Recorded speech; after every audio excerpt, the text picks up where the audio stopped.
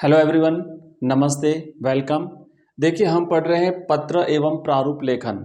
और पत्र एवं प्रारूप लेखन में आज अपन पढ़ने वाले हैं निविदा लेखन।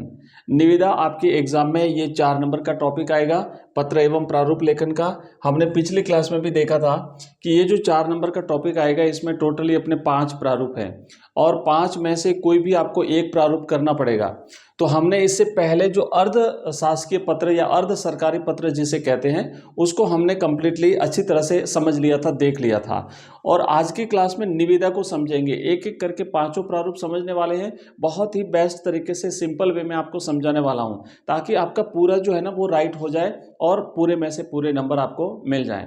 तो निविदा लेखन जो है हम समझेंगे, निविदा लेखन क्यों, निविदा क्यों लिखी जाती है, निविदा को लिखते कैसे हैं, कौन लिख सकता है और उसमें किस तरीके का इसका प्रारूप होता है। कंप्लीटली इसका प्रारूप हम समझ जाएंगे। और इसके बाद अगर आपका एग्जाम में पेपर आता है, पेपर में अगर निविदा लेखन आती है तो 100% आपका जो है वो क्वेश्चन राइट हो जाएगा। देखो कि जो निविदा होती है, पहले तो मैं आपको समझा देता हूँ यहाँ पे कि जो अपने प्रारूप हैं उसमें पिछली क्लास में भी हमने देखा था। ये जो 5 प्रारूप हैं जिसमें अर्ध शासकीय पत्र हम पहले ही कंप्लीट कर चुके हैं। अगर आप में से किसी ने नहीं देखी हो वो क्लास तो ऊपर आई बटन पर आपको वहाँ पे लिंक मिलेगा, वहाँ से देख सकते हैं। इसके बाद दूसरा जो है वो निविदा है। तो आज हम निविदा करेंगे और ऐसे करके एक एक क्रम से हम आगे बढ़ेंगे, आपके 5 प्रारूप बेस्ट तरीके से समझ में आ जाएंगे। तो ये जो निविदा होती है, इस निविदा का अर्थ क्या है, क्यों लिखी जाती है, कौन लिख सकता है, ये समझ लेते हैं पहले। तो देखो, निविदा जो है ना, कोई भी सरकारी या फिर गैर सरकारी जो कार्यालय होता है, प्रतिष्ठान का मतलब होता है ऑफिस, जो कार्यालय होता है वो कार्यालय, वो चाहे सरकारी भी हो सकता है और प्राइवेट भी हो सकता है। वो अपने किसी कार्य को करवाने के लिए, मान लो स्कूल में कोई काम करवाना है या फिर कोई भी सरकारी कार्यालय में कोई भवन बनाना है या कोई रंग रोगन करवाना है या कोई सामान मंगवाना है, मान लो जो कंप्यूटर की सामग्री मंगवानी है, स्टेशनरी की सामग्री मंगवानी है, तो इस प्रकार का कोई काम करवाना है या फिर कुछ सामग्री मंगवानी है, तो उसके लिए फिर क्या करेगा कि अखबार में एक निविदा प्रकाशित की जाती है कि भाई हमें इस विद्यालय में ये कार्य करवाना है या हमें इस ऑफिस में ये कार्य करवाना है। और इस काम को करने वाले जो लोग हैं वो आकर के इस कार्यालय से अपना एक प्रारूप प्राप्त कर लीजिए और अपनी अपनी निविदा जमा करा दीजिए। आप सबके सामने एक निश्चित तारीख को निविदाएं खोली जाएगी और जिसकी निविदा खुलेगी उसको फिर वो ठेका दिया जाएगा। एक प्रकार से कहने का मतलब वो काम उन्हें दिया जाता है और वो काम करके देते हैं तो उन्हें पैसा दिया जाता है। तो उनसे काम करवाना है लोगों से, तो काम करेगा कौन? जैसे ठेका प्रथा क्या होती है आपने देखा होगा, ठेके जो खुलते हैं ना, पहले जो है वो फॉर्म भर के जमा करवाना पड़ता है। जो ठेके जो होते लेते हैं वो लोग फॉर्म भर के जमा करवाने पड़ते हैं, फिर जिसके नाम से खुलेगा वो काम कराएगा। जैसे मान लो सड़क का निर्माण करवाना होता है, इस प्रकार के सारे कार्य होते हैं। तो एक बार ध्यान से समझिए कि कोई भी सरकारी अथवा गैर सरकारी प्रतिष्ठान के द्वारा अपने किसी निर्माण कार्य को संपन्न करवाने या फिर सामान की आपूर्ति करने आदि के लिए उक्त कार्य, मतलब ये जो कार्य आपने बताया, उस कार्य को कर सकने वाले व्यक्तियों की सूचनार्थ, मतलब उन लोगों को सूचना पहुंचाओ कि भाई हमें ये काम करवाना है, तो उनकी सूचनार्थ समाचार पत्र आदि में जो आमंत्रण प्रकाशित किए जाते हैं वो निविदा कहलाती है। अब समझ में आ चुका होगा कि निविदा होती क्या है। अब जब निविदा आपको समझ में आ गया कि भाई ये निविदा कहलाती है, तो जब हम निविदा लिखते हैं, जो प्रकाशित करेंगे हम, उस निविदा में क्या क्या चीजें हम लिखेंगे, तो उसके लिए आपको ध्यान रखना है। कुछ ऐसी चीजें होती है जिनका ध्यान आपको रखना पड़ता है। सबसे पहले जो निविदा होती है ना, उसमें ऊपर कार्यालय का नाम और पता लिखा जाता है। तो हेडिंग जहां पे हम लिखेंगे निविदा, उसमें सबसे ऊपर आपको निविदा नहीं लिखना है, ध्यान रखना। वहां पे हम क्या लिखेंगे, वहां पे ऊपर पहले तो राजस्थान सरकार आएगा, जैसा हमने अर्ध सरकारी पत्र में भी लिखा था। तो आपको सेंटर में जो आपका पेज होगा कॉपी का, जो वहां पे सेंटर में आपको लिखना है राजस्थान सरकार। उसके बाद नीचे आप लिखेंगे कार्यालय का नाम। जैसे मान लो विद्यालय के लिए कोई निविदा आपको निविदा जारी करनी है, तो आप यहाँ पे लिखेंगे कार्यालय राजकीय उच्च माध्यमिक विद्यालय ABC, जो भी है ना, अपने अपने स्कूल का नाम आपको, मतलब अपने बोर्ड परीक्षा में आपको अपने स्कूल का नाम नहीं लिखना है, पर ऐसे करके वो कार्यालय का नाम लिखना है, ठीक है ना। परीक्षा में अपनी पहचान उजागर नहीं करें, इस बात का भी ध्यान रखना है। तो यहाँ पे सबसे पहला पॉइंट हमने क्या लिखा, कार्यालय का नाम और पता आएगा। पता मतलब वो जो कार्यालय है वो कहाँ पे स्थित है। उसके बाद जब ये लिख देते हो तो फिर दूसरी चीज होती है, वो होता है हमारा पत्र क्रमांक और फिर होती है दिनांक। तो देखो यहाँ मैं अभी नेक्स्ट पेज पे आपको सारी चीजें लिख करके बता दूंगा, एक बार खाली आप समझ लीजिए। दूसरे नंबर पे आपको क्या लिखना है, पत्र क्रमांक। तो यहाँ पे लेफ्ट साइड में पत्र क्रमांक आएगा, राइट साइड में दिनांक आएगी, जैसा हमने पिछले अर्ध सरकारी पत्र में भी देखा था। हालांकि पैटर्न दोनों का फॉर्मेट जो है ना, प्रारूप जो है वो अलग अलग होता है। ये मतलब खाली अर्ध सरकारी पत्र का अलग होता है, बाकी जो हमने देखा अधिसूचना है, निविदा है, ज्ञापन है, उनके सबका एक जैसा होता है। इसके बाद तीसरा जो पॉइंट आएगा, फिर सेंटर में हम लिखेंगे निविदा सूचना संख्या एवं वर्ष, वो आएगा पत्रांक, दिनांक, उसके नीचे सेंटर में फिर ये पॉइंट लिखना आपको तीसरा। फिर चौथा पॉइंट क्या लिखना है, ये पॉइंट लिखने के बाद अब हम कार्य का विवरण देंगे, पूरा का पूरा विवरण कि हमारे इस कार्यालय में हमें ये काम करवाना है, इसके लिए इतनी दिनांक से जो है वो आप प्रारूप प्राप्त कर सकते हो, कार्यालय समय में आकर के इतने रुपए आपको जो है वो धरोहर राशि जमा करानी पड़ेगी, उतनी तारीख को निविदा, आप उस तारीख तक निविदा जमा करा दीजिए, सबके सामने इतनी तारीख को निविदाएं खोली जाएगी, निविदाओं को स्वीकृत या अस्वीकृत करने का अधिकार निम्न हस्ताक्षरकर्ता को होगा। ये सारा आपको भाषा बना के लिखनी पड़ेगी और वो भाषा मैं आपको अभी बना के दे दूंगा, तो बेस्ट तरीके से आप उसे लिख देना। उसके बाद पांचवा पॉइंट क्या है कि निविदा प्रस्तुत करने की दिनांक और समय, जो मैंने आपको अभी बता दिया, ये ऐसे लिखना होता है। कुछ और पॉइंट हैं वो हम यहां देख लेते हैं। उसके बाद फिर आपको क्या करना है, निविदा खोलने की दिनांक और समय ये भी आपको देना। ये सारा बॉडी में आएगा, जो मेन जो इसका जो भाग होता है ना उसमें आएगा। उसके बाद उसमें अनुमानित राशि भी आएगी, धरोहर राशि आएगी, अनुमानित राशि आएगी, कार्य को पूर्ण करने की समय सीमा क्या है वो आएगी, निविदा प्रपत्र का मूल्य क्या है, ये वो एक फॉर्मेट बनेगा, उस फॉर्मेट में एक टेबल बनेगी, उस टेबल में ये सारी चीजें आएगी। उसके बाद धरोहर राशि और उसे जमा कराने का तरीका क्या रहेगा, और अंत में निविदा जारी करने वाले अधिकारी का नाम, पदनाम सहित उसके हस्ताक्षर होते हैं। ये राइट साइड में, नीचे लेफ्ट यहाँ पे होता है राइट साइड में।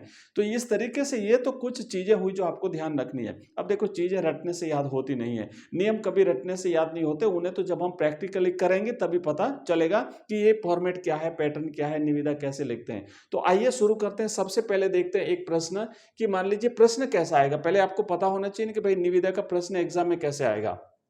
तो एक प्रश्न यहां पे दिया हुआ है, फॉर एग्जाम्पल, कि कार्यालय जिला शिक्षा अधिकारी माध्यमिक बीकानेर की ओर से अपने कार्यालय में आवश्यक सामग्री खरीदने हेतु एक निविदा प्रारूप लिखिए। तो अब आपको यहाँ पे क्या समझ में आया कि भाई ये एक कार्यालय है और इस कार्यालय में कुछ सामान मंगवाना है। तो कार्यालय सामान क्या करेगा, खुद जाके नहीं खरीदेगा, ये सामान की आपूर्ति करने वाली जो फर्म है, क्योंकि फर्म कोई एक तो होगी नहीं, कई सारी होगी, तो उनको ये पता चले कि भाई इस कार्यालय में इतना इतना सामान इनको लेना है, तो वो समाचार पत्र में जब ये लोग पढ़ेंगे ना उसको, तो वो आएंगे वहाँ पे कार्यालय में, इस जिला शिक्षा अधिकारी कार्यालय में, यहाँ आकर के अपना प्रारूप प्राप्त करेंगे और फिर वो अपनी अपनी कोटेशन देंगे कि भाई हम जो है इस तरीके से आपको इतने रुपए में देंगे और ये सारी चीजें। तो इस तरीके से आपको ये ध्यान में रख करके लिखना है। तो अब आपको समझ में आया, प्रश्न अगर ऐसा आया है तो अब हम लिखेंगे कैसे। तो देखो, इसका प्रारूप ऐसे बनेगा कि सबसे पहले हम करेंगे, लिखेंगे ऊपर सेंटर में राजस्थान सरकार। अब ये एक बात तो ध्यान रखना कि चाहे कोई भी प्रारूप हो, चाहे अधिसूचना हो, ज्ञापन हो, निविदा हो, अर्ध सरकारी पत्र हो, आपका कुछ भी हो, आपको सेंटर में सबसे टॉप में ऊपर लिखना है राजस्थान सरकार। ठीक है, आप ये तो लिखेंगे राजस्थान सरकार। इसके बाद में नीचे देखो, अभी हमने जो पहला पॉइंट लिखा था कि उसके बाद हम लिखेंगे कार्यालय का नाम और पता। तो जो भी कार्यालय निविदा जारी कर रहा है वो अपना नाम लिखेगा। तो यहाँ पे सेंटर में रहेगा, ध्यान रखना ये भी, जस्ट इसके नीचे वाली लाइन में यहाँ पे लिखेंगे कार्यालय जिला शिक्षा अधिकारी माध्यमिक बीकानेर। अभी हमने देखो प्रश्न में क्या पढ़ा था कि ये कार्यालय है, तो हमने पॉइंट में क्या लिखना है, इस कार्यालय का नाम लिखा। तो ये हमारा पहला पॉइंट हो गया। मैं यहाँ पे क्रम संख्या लिख रहा हूँ, याद करने के लिए ध्यान रखना, परीक्षा में आप ऐसे लिखना मत, परीक्षा में आपको ऐसे पॉइंट 1 पॉइंट 2 करके नहीं लिखना है। अभी याद करने के लिए मैं आपको यहाँ पे लिख रहा हूँ कि पॉइंट 1 में हम लिखेंगे कार्यालय का नाम और पता। दूसरा जो हमारा पॉइंट होगा उसमें हम लिखेंगे लेफ्ट साइड में क्रमांक और राइट साइड में दिनांक। तो यहाँ पे देखो हमने लिखा है ये क्रमांक। अब ये क्रमांक इतना बड़ा कैसे लिखा है इसको मैं अभी बाद में समझाता हूँ, पहले इतना सा ध्यान दीजिए कि यहाँ पे क्रमांक रहेगा और यहाँ पे रहेगी दिनांक। अब उसके बाद में जब ये 2 पॉइंट लिख देते हैं तो हमारा तीसरा पॉइंट यहाँ पे रहेगा और वो बीच में हम लिखेंगे निविदा सूचना संख्या एवं वर्ष। अब यहाँ पे ये चीज, ये और ये चीज थोड़ी देर के लिए आप लोग इसे छोड़ दीजिए, मैं भी आपको समझा दूंगा यहाँ पे ये कैसे करना है। तो अब देखो 3 पॉइंट हो गए, हमने 3 पॉइंट समझे। क्या समझा, पहले कार्यालय का नाम, दूसरे पे पत्र क्रमांक और दिनांक, और तीसरे में निविदा सूचना संख्या। आप खाली निविदा भी लिख सकते हो, डायरेक्ट अगर निविदा भी लिख देते हो तो चलेगा, है ना, निविदा तो भी चल जाएगा। लेकिन अगर पूरा लिखते हो निविदा सूचना संख्या और वर्ष तो थोड़ा सा अच्छा रहेगा, बाकी केवल निविदा भी आपका चल जाएगा। तो ये हमने लिखा। अब देखो, चूंकि पेज छोटा है ना, इसलिए मैं आपको टुकड़ों टुकड़ों में समझा रहा हूं। आपको क्या करना है, कॉपी के फ्रेश पेज से, फ्रेश पेज का मतलब समझते हो ना, ऊपर से आपको लिखना है और एक ही पेज में कोशिश करें कि आप लोग एक ही पेज में इसको कंप्लीट लिख लें। तो ये लिखे, यहां तक लिखा। अब जब हम आगे बढ़ते हैं तो अब हमारा जो मुख्य भाग होता है, जहां पे हम पूरा विवरण देंगे, वो भाग शुरू होता है। और वहां पे हम लिखेंगे कि राजस्थान के राज्यपाल महोदय की आज्ञा से, और फिर उसका विवरण देंगे ये। तो क्या क्या हमें सामान मंगवाना था उसका हमें पूरी जानकारी देनी है। अब आगे बढ़ने से पहले मैंने ये कहा था कि मैं आपको यहाँ पे समझा देता हूँ कि ये हमने क्रमांक कितना बड़ा कैसे लिखा है। तो देखो, क्रमांक में होता क्या है, ये सारी चीजें समझते चलिए, एक एक चीज समझते जाएंगे तो आगे बढ़ेंगे। तो और अब देखो कि जो कार्यालय का नाम होता है ना, उस कार्यालय के नाम के जो शब्द होते हैं, उस प्रत्येक शब्द का पहला पहला अक्षर लिया जाता है। अब आप चाहो ना तो खाली इतना भी लिख सकते हो, जैसे यहाँ क्रमांक लिखा, और आप क्रमांक में जैसे यहाँ पे ये 1011 मैंने लिखा है, आप ये पूरा न लिखो और खाली इतना ही अगर लिख दो तब भी चल जाएगा। और अब ये कहाँ से लाया, तो ये आप अपनी इच्छा से कुछ भी लिख सकते हो। एक्चुअली ये होता क्या है कि जो कोई भी कार्यालय होता है, उस कार्यालय में एक जावक रजिस्टर होता है, एक आवक रजिस्टर होता है। तो उसमें जो भी पत्र जाता है ना कार्यालय से बाहर, जो किसी दूसरे कार्यालय को भेजा जाता है, उसका रिकॉर्ड रखा जाता है वहां पे। तो रिकॉर्ड में क्रम संख्या से चलता है, 1 2 3 4 1 से शुरू होता है। तो वहां पे ये क्रम संख्या कितनी है, तो वो क्रम संख्या यहाँ लिखी जाती है। जरूरी नहीं कि आप यही लिखो या फिर आप कंफ्यूज हो जाओ कि ये कहां से लाए। तो आप अपने हिसाब से यहाँ पे कुछ भी लिख दीजिए। क्रमांक आप 01 लिख दीजिए, आप चाहो तो क्रमांक यहाँ पे 151 लिख दीजिए। तो ये आप अपने हिसाब से लिख देना, ठीक है, ये वाला। तो अगर आप चाहो कि नहीं हम भी इतना पूरा लिखें, यहां से यहां तक हम भी लिखेंगे, तो बिल्कुल लिख सकते हो। तो वो कैसे लिखना मैं बता देता हूं कि जो कार्यालय का नाम होता है, कार्यालय के नाम का जो प्रत्येक अक्षर है, उस अक्षर का जो कार्यालय के नाम का प्रत्येक शब्द है, उस प्रत्येक शब्द का जो पहला अक्षर है, वो पहला अक्षर आपको यहां पे लेना है। तो देखो, जैसे जिला है तो हमने जी ले लिया जिला का, फिर शिक्षा का हमने सी ले लिया, और उसके बाद अधिकारी का हमने अ ले लिया। तो ये हो गया जी सी अ। और अब इसमें यहाँ पे है ना, ध्यान रखना, लाइन बिल्कुल ऐसे एक साथ लिखना है, इसको अलग अलग नहीं लिखेंगे, ऐसे नहीं लिखेंगे। ये जी लिखा, उसके बाद फिर हम सी लिखेंगे, और उसके बाद हम अ लिखेंगे, और ऐसे नहीं लिखेंगे, क्योंकि इनको एक साथ लिखना है, ठीक है। एक ही लाइन रहेगी इनके सबके ऊपर। फिर अपन ये करेंगे, ऐसे एक ऐसी आड़ी एक लाइन खींचते हैं बड़ी सी, और फिर लिखते हैं यहाँ पे हम लिखेंगे, क्या लिखेंगे, माध्यमिक बीकानेर है तो बीकानेर पूरा लिखो तब भी चलेगा, और अगर पूरा नहीं लिखते तो आप बीका इतना भी लिख सकते हो। मान लो जोधपुर है तो जोध इतना लिख सकते हो, अगर जयपुर है तो जय ऐसे लिख सकते हैं। तो ये हमने लिखा बीका, फिर एक लाइन खींची। अब यहाँ पे सत्र लिखा जाता है, जैसे अभी सत्र 2023-24 चल रहा है, तो यहाँ पे हम लिखेंगे सत्र 2023-24। क्यों? क्योंकि सत्र वाइज ये निविदा जारी होती है। जैसे मान लीजिए नेक्स्ट सत्र आएगा 24-25, तो 24-25 की निविदा है कि 23 की, 22-23 की है कि 23-24 की, कब की है, इससे पता चलता है। और फिर वो एंड में लिखा जाता है ये क्रमांक। तो ये आप इस तरीके से क्रमांक लिखेंगे। फिर यहाँ पे थोड़ा सा इस पे देंगे, यहाँ पे दिनांक लिखेंगे, और जो तारीख को आप निविदा जारी करें वो तारीख आप अपने हिसाब से लिख दीजिए। आप चाहो तो अपने एग्जाम, जिस तारीख को आपका एग्जाम है वो तारीख यहाँ पे आप लिख सकते हो, ठीक है। तो ये तो हो गया ये आपका। अब यहाँ पे जब आते हैं तो लिखा है कि भाई निविदा सूचना संख्या 1 और वर्ष 2023-24। भाई सत्र हमने यहाँ लिखा है ना 2023-24, तो वो का वो सत्र तो हमें यहाँ पे लिखना है कि इस सत्र की हमारी ये पहली निविदा है। अगर मान लीजिए किसी सत्र में किसी कार्यालय को 5 निविदाएं भी जारी करनी पड़े, अगर 5वीं है क्रम से तो यहाँ पे वो 5 लिखेंगे। अगर मान लीजिए यहाँ पे 10वीं निविदा है तो यहाँ पे 10 लिखेंगे। अगर आप कि पहली निविदा है तो आप यहाँ पे 1 लिखेंगे। तो इसलिए हमने ये लिखा है 1, और ये हमारा हो गया सत्र। इससे पता चलता है कि कौन से सत्र की कौन सी निविदा है। आया समझ में? अब देखो आगे बढ़ते हैं। अब नेक्स्ट हमें पूरा विवरण देना है। तो विवरण कैसे देंगे? विवरण इस तरीके से लिखना है, आप ये भाषा समझ लीजिए, अच्छी तरह से याद कर लीजिए। आपको बीच में थोड़ी थोड़ी चीजें चेंज करनी पड़ेगी। अगर नहीं भी करते और ये कि ये पूरी लिख देते हो तब भी चल जाएगा। अगर टॉपिक आपका सेम आता है तो समझना पड़ेगा कि आपका कार्यालय का नाम हो सकता है चेंज हो जाए, सामग्री अगर वहां पे नाम देते हैं तो ठीक है, नहीं तो आप अपने हिसाब से लिखनी है, तब तो आप ये का ये पूरा लिख देना एग्जाम में। तो अब देखो देखो मैं पूरी कोशिश कर रहा हूँ समझाने की, पर फिर भी अगर आप नहीं समझ पा रहे हो, अगर कोई भी डिफिकल्टी आपकी रहती है, अगर आपका कोई भी प्रश्न है तो इस वीडियो के कमेंट बॉक्स में कमेंट कर दीजिएगा, मैं आपको रिप्लाई दूंगा, आपको अच्छी तरह से समझा दूंगा। हम आज इसमें एक प्रारूप करेंगे, और अगर मान लीजिए आपको और ज्यादा आवश्यकता है कि एक और प्रारूप किया जाए, तब भी आप इस वीडियो के कमेंट बॉक्स में मुझे कमेंट कर दीजिए, ताकि मैं इसका एक और प्रारूप निविदा का दूसरा एक एग्जाम्पल लेकर के अच्छी तरह से समझा दूंगा। तो प्रत्येक के अगर दो दो समझ लेते हो ना, तो आपके सारे टॉपिक जो है वो कवर हो जाएंगे। तो अब यहां पे देखो, हम लिखेंगे कि राजस्थान के राज्यपाल की ओर से निम्न हस्ताक्षरकर्ता के कार्यालय में। अब ये निम्न हस्ताक्षरकर्ता कौन है? निम्न हस्ताक्षर मतलब जिसके हस्ताक्षर नीचे किए हुए, नीचे अभी नेक्स्ट पेज पे अपन चलेंगे तो वहां पे इसके हस्ताक्षर मिलेंगे। तो उस हस्ताक्षरकर्ता के कार्यालय में, कार्यालय कौन सा है, वहां पे भी कार्यालय का नाम आएगा, नीचे आपको लिखना पड़ेगा, जहां पे हस्ताक्षर जो अधिकारी होता है वो अपना हस्ताक्षर करता है, वहां पे सील होती है, और या फिर ऊपर जो नाम दिया हुआ है, तो उस के कार्यालय में निम्न। अब यहां पे मतलब ये कार्यालय नहीं लिखना है कि इस कार्यालय में, मतलब आप सीधा लिख दिए इनके कार्यालय में निम्नलिखित सामान की आपूर्ति हेतु। अब निम्नलिखित सामान कौन सा है, तो ये पहले इतना लिखने के बाद फिर हम यहाँ पे सामान का विवरण देंगे कि हमें कौन कौन सा सामान मंगवाना है, हमें कौन कौन से सामान की जरूरत है, हमें कौन सा कार्य करवाना है, उसका हम यहाँ टेबल बना के एक विवरण देते हैं। तो वो टेबल नेक्स्ट पेज पे बनी हुई है। तो हम लिखेंगे कि निम्नलिखित सामान की आपूर्ति हेतु मोहरबंद निविदाएं आमंत्रित की जाती हैं। आपको अखबार में देना है ताकि उन लोगों को पता चले जो लोग ये काम कर सकते हैं कि भाई हमें निविदाएं आमंत्रित कर रहे हैं।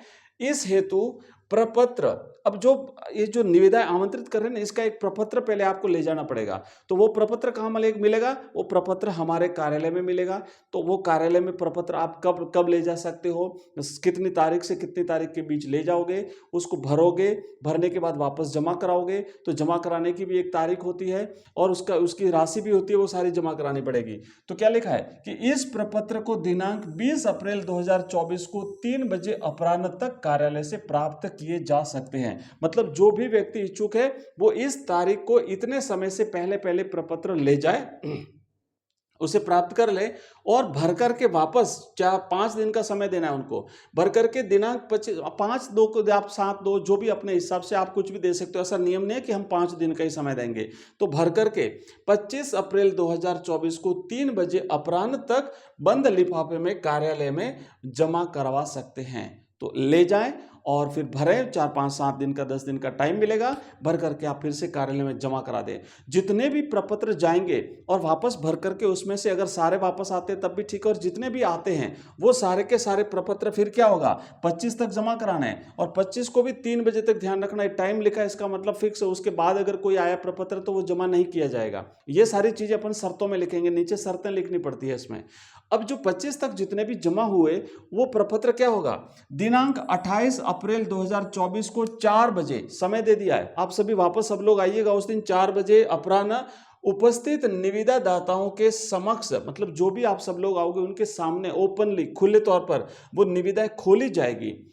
सामान के बारे में पूर्ण विवरण किसी भी कार्य दिवस को कार्यालय समय में निविदा शुल्क जमा करके कार्यालय से प्राप्त कर सकते हैं। तो ये कब खोली जाएगी ये भी हमने दे दिया, कब तक जमा करानी ये भी दे दिया, कब तक प्रपत्र ले जाना ये भी है इसमें सारा लिख दिया, और विवरण क्या क्या है कि सामान कौन कौन सा हमें जो मंगवाना है वो भी आप कार्यालय से कभी भी प्राप्त कर सकते हैं। अब देखो, अब जो हम टेबल बनाएंगे वो टेबल आपको ऐसे बनानी है, ये क्रम से मैं चल रहा हूँ, नेक्स्ट एक एक चीज सारी आपको ध्यान रखना है।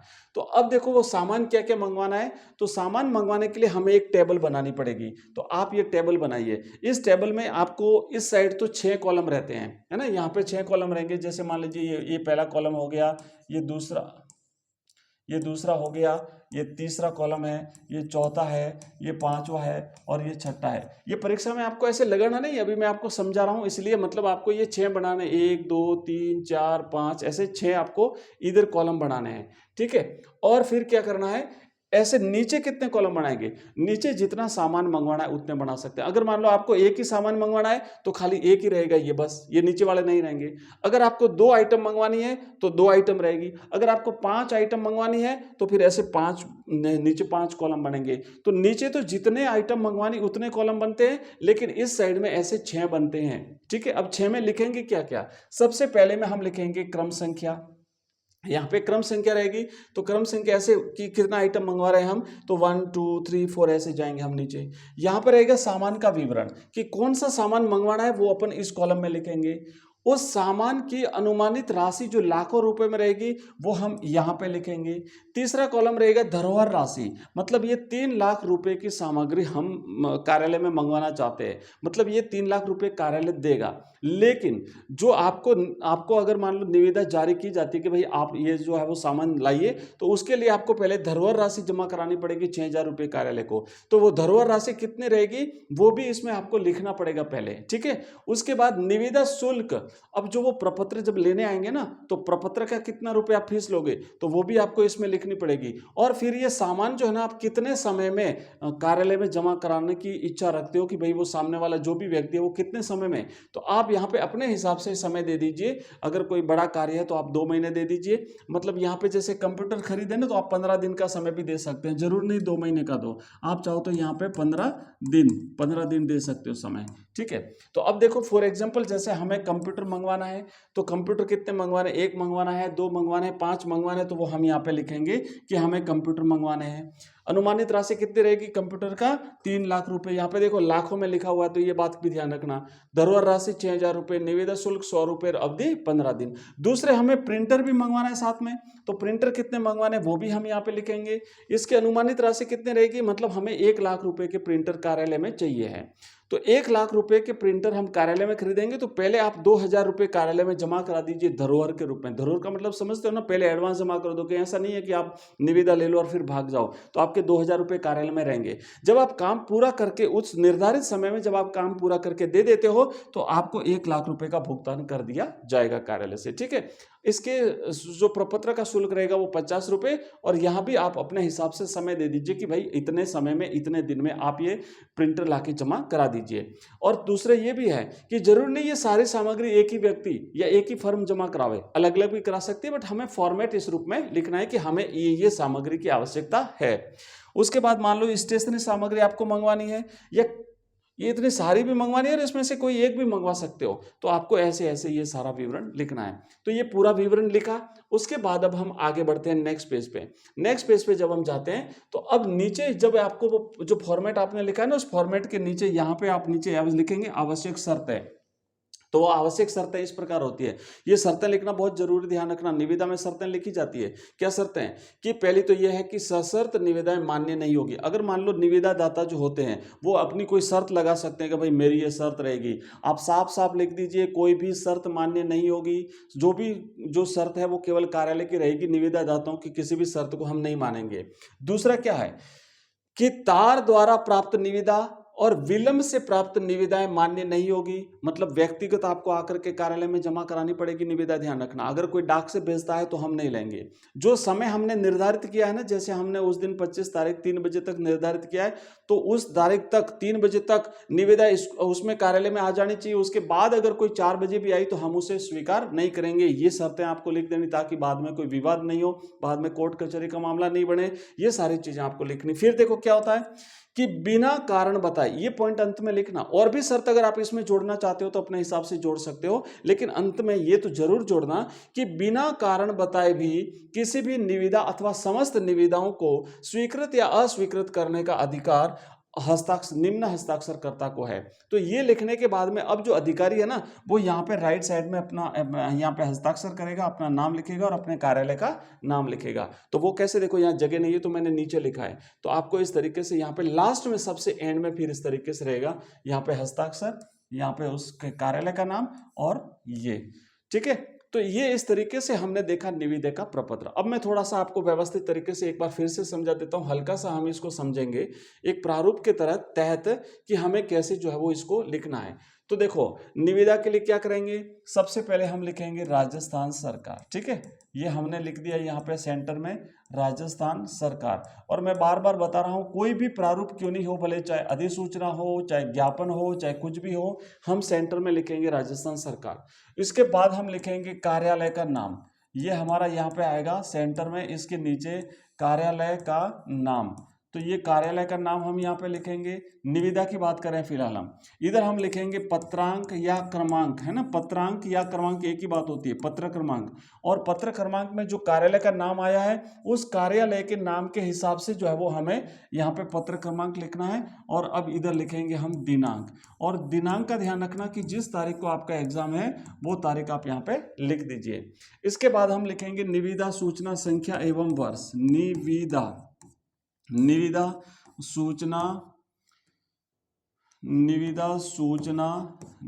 सूचना संख्या एवं वर्ष, ठीक है ना, एवं वर्ष, ये आपको लिखना है। ये लिखने के बाद में अब यहाँ से हम पूरा विवरण लिखेंगे, ये 1 लाइन, ये 2 लाइन, ये 3 लाइन, आप यहाँ तक लिखेंगे, ठीक है। तो ये हमने पूरा विवरण लिख दिया। उसके बाद आप टेबल बना करके यहाँ पे अपना पूरा विवरण दे देना, सामान जो मंगवाना है, सामग्री मंगवानी है, और एंड में अधिकारी यहाँ पे अपने हस्ताक्षर करेगा, है ना, ये हस्ताक्षर, और ये उनका यहाँ पे उनका कार्यालय का नाम आएगा, ठीक है, ये कार्यालय का नाम आएगा। तो ये है एक फॉर्मेट किसका, निविदा का। तो हमने बहुत अच्छी तरह से आपको समझाने का प्रयास किया है। फिर भी अगर आपका कोई डाउट है, अगर आपको समझ में नहीं आया, तो इस वीडियो के कमेंट बॉक्स में कमेंट कर देना, या फिर आप मेरा एक नंबर देता हूं, उस नंबर पे आप मुझे मैसेज करना, तो आपको हमारा ऐप है वो आपको हमारा ऐप मिल जाएगा। हमारा ऐप है एजुकेशन राइज। इस एजुकेशन राइज ऐप में आपको इसी टाइप के और कई सारे फॉर्मेट मिल जाएंगे। निविदा के 2-3 एग्जाम्पल आपको मिल जाएंगे। तो नंबर है हमारा 9079622989। इस नंबर पे आप मुझे मैसेज कर दीजिए। तो यहाँ पे आपको हमारे ऐप की लिंक मिल जाएगी, हमारे वेबसाइट की लिंक मिल जाएगी, हमारे टेलीग्राम चैनल, व्हाट्सएप ग्रुप, हमारे प्लेलिस्ट और हमारे कोर्सेज सबकी लिंक आपको मिल जाएगी, ठीक है। यहाँ पे आपको कंप्लीट कोर्सेज भी मिल जाएंगे सब्जेक्ट वाइज। अगर आप किसी भी सब्जेक्ट का लेना चाहते हो तो आपको नोट्स भी मिल जाएंगे, आपको मॉडल पेपर्स मिल जाएंगे, टेस्ट सीरीज मिल जाएगी, सब कुछ आपको यहाँ पे मिल जाएगा। तो ये था निविदा का प्रारूप। और नेक्स्ट जो अपनी जो क्लास रहेगी उसमें अपन नेक्स्ट जो अगला जो हमारा प्रारूप है उसको हम अच्छी तरह से पढ़ेंगे। तो ये हिंदी कंपलसरी की जो अपनी क्लास रहती है, इसका टाइमिंग एवरीडे सुबह मॉर्निंग में 5:30 बजे का रहता है। इसके बाद में 7 बजे इंग्लिश कंपलसरी की क्लास आती है, उसमें भी हम कंप्लीटली ग्रामर पढ़ रहे हैं, कंपोजिशन पढ़ रहे हैं, सब कुछ पढ़ रहे हैं। शाम के समय 5 बजे अपनी हिस्ट्री की क्लास रहती है, फिर हिंदी साहित्य की क्लास रहती है। उसके बाद शाम को लाइव क्लास रहती है अपनी 2, एक तो 7 बजे राजनीति विज्ञान की लाइव क्लास रहती है, और 8:30 बजे जो है वो अपनी भूगोल की यानी ज्योग्राफी की लाइव क्लास रहती है, ठीक है। तो ये 2 लाइव क्लासेस रहती हैं। तो इस तरीके से कंप्लीटली हम क्लास 12 के सिलेबस को कवर करते हुए आगे बढ़ रहे हैं। तो मिलते हैं अगली क्लास में, तब तक के लिए जय हिंद, जय भारत।